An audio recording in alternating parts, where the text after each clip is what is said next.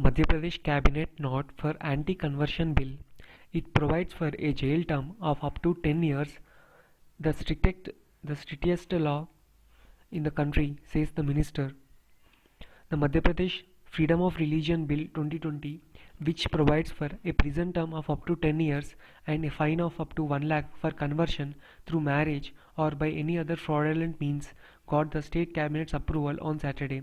Home Minister Narottam Mishra said, the bill in some ways is similar to the Prohibition of Unlawful Conversion of Religion Ordinance 2020 notified by the BJP government in Uttar Pradesh last month, which too provides for the maximum punishment of 10 years imprisonment for fraudulent conversions even for the sake of the marriage.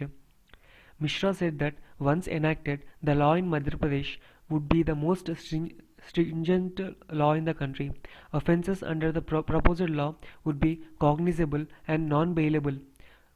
The bill, which seeks to replace the Religious Freedom Act of 1968, would be tabled in the Assembly, he said. The new legislation will prohibit religious conversions or such efforts by misrepresentation, allurement, force, undue influence, coercion, marriage, or any other fraudulent means. Abatement and conspiracy for religious conversion will also be prohibited under this law, that is, it prohibits the religious conversion or an effort for religious conversion. It prohibits. What are the efforts? Means misrepresentation, allurement, forceful conversion, or undue influence, or coercion, or with the help of a marriage conversion or any other fraudulent means. Abatement and conspiracy for religious conversion will also be prohibited under it, he said. Any marriage solemnized in violation of the proposed law would be considered null and void. That is, a marriage under the name of the religious conversion will be the violation of the proposed law and will be considered the null and void.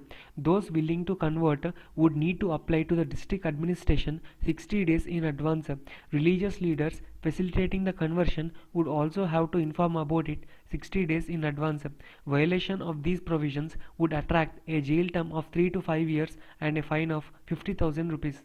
Mass conversions. In cases of religious conversions of members of the scheduled castes and scheduled tribes and minors, a provision has been made for imprisonment of 2 to 10 years and 50,000 fine. He said there is a provision of 3 to 10 years of imprisonment and fine of 50,000 in cases of marriage carried out by hiding religion, misrepresentation, or misimpersonation.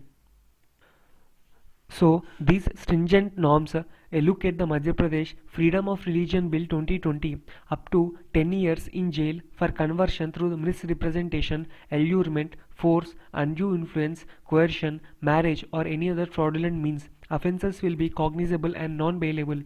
Those willing to convert will need to apply to the district administration 60 days in advance. Religious leaders facilitating the conversion will also have to inform about it in 60 days in advance.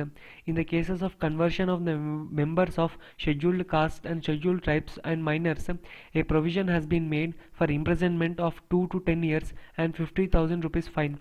In case of mass conversions of 2 or more persons, a provision of 5 to 10 years of imprisonment and minimum fine of 1 lakh has been made. Parents, legal guardian or custodian and brothers and sisters of the converted person can lodge a complaint. The repeat offenders would face 5 to 10 years of imprisonment, he said, adding that the registration of any organization involved in such violation would be cancelled. Religious conversion in violation of this law would be considered null and void. Parents, legal guardian or custodian and brothers and sisters of the converted person can lodge a complaint. Offences would be investigated by an officer not lower than sub-inspector's rank, and it would be the responsibility of the accused to provide prove his innocence. And the minister said, a child born to the victim woman would be entitled to get maintenance under the proposed law. Such children would be entitled to inherit the father's properties too.